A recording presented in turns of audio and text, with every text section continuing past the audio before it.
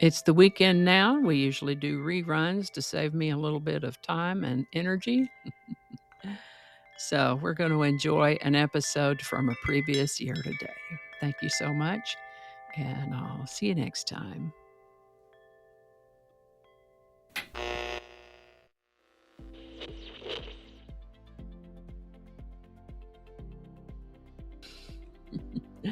Hi there, and welcome to This Day in History for September 28th.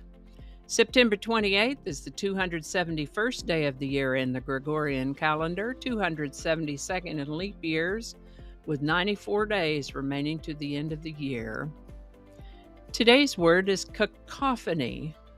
Cacophony is a noun that means a harsh or jarring sound. Dissonance, harshness in the sound of words or phrases.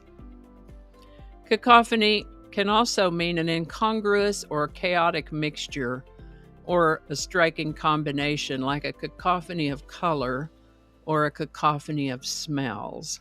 The word cacophony comes to us from Greek words.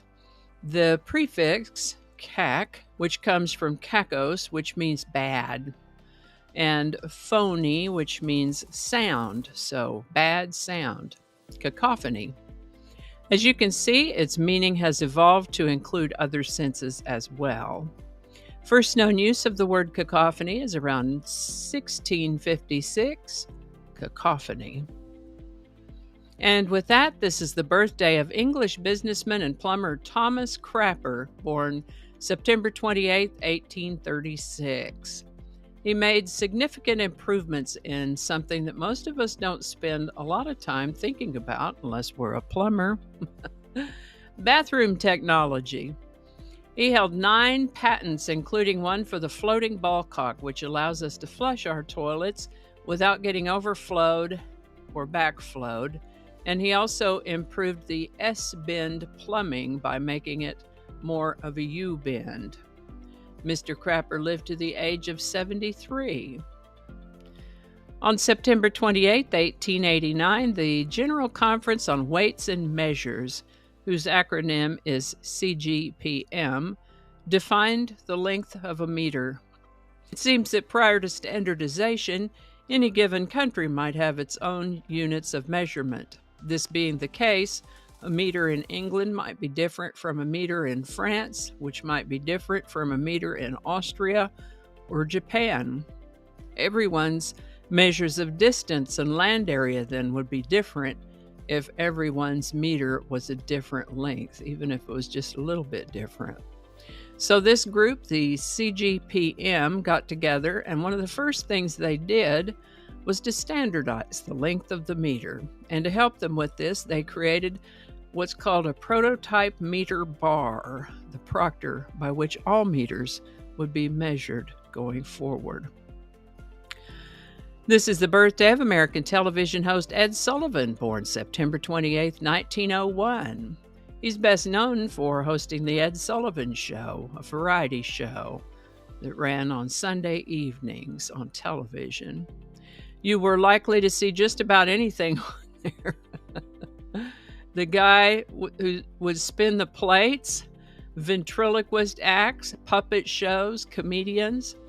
One could also see popular or up-and-coming music groups and artists on The Ed Sullivan Show. He had the likes of Elvis Presley, the Supremes, the Beach Boys, and so on. So many performers either got their big break there or appeared on The Ed Sullivan Show early in their career.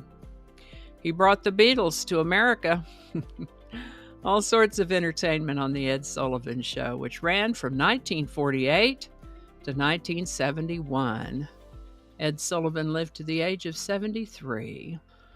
On September 28, in the year 1918, a parade to sell war bonds resulted in a furthering of the epidemic of the Spanish flu, and it caused mass death in Philadelphia. It was quite something.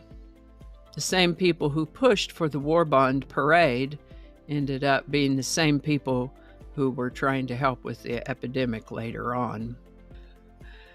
On September 28, 1928, Alexander Fleming noticed a bacteria-killing mold in his laboratory.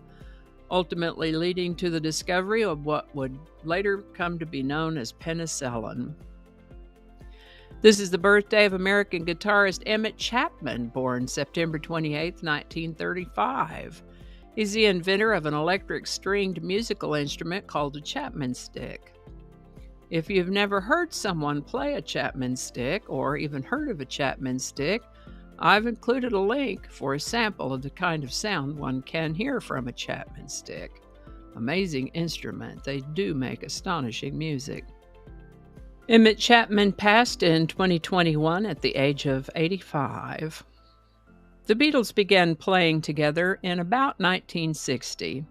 John and Cynthia Lennon married in 1962. Their son Julian was born the following year, 1963. Ed Sullivan brought the Beatles over to America to be on his show in 1964. John met Yoko Ono in 1966, left Cynthia for Yoko in 1968. Dear Paul McCartney, bless him, was worried about little Julian Lennon, who will have been about 5 years old at the time. Paul went out to the Lennon home in Weybridge to see Cynthia and Julian, especially Julian, to see how they were doing. On the way to Weybridge, Paul wrote a song for Julian, originally titled Hey Jules, as a comfort and encouragement to the little boy. Afterward, he changed it to Hey Jude, as that seemed to flow better lyrically. The song was recorded and released as a non-album single in August of 1968. Hey Jude hit the #1 spot on the Billboard Hot 100 on September 28, 1968, where it would remain for 9 weeks. 9 weeks. Hey Jude by the Beatles, link in the description. And I think that's going to do it for us today. Thank you so much for watching. Consider subscribing if you haven't already. Feel free to share this video with a link in your email, messaging, or social media. If you enjoy this series, you can check out the playlist that contains these videos. I'll put a link to that in the description. That playlist lives on YouTube, so for other platforms, I'll include a link to my blog page that's called No Really. You can also find me on Rumble, BitChute, and Odyssey. All those links in that description. Alrighty, that's all I can think of right now. Thanks again, and I'll see you next time. Alrighty, back to work. I think we got it this time.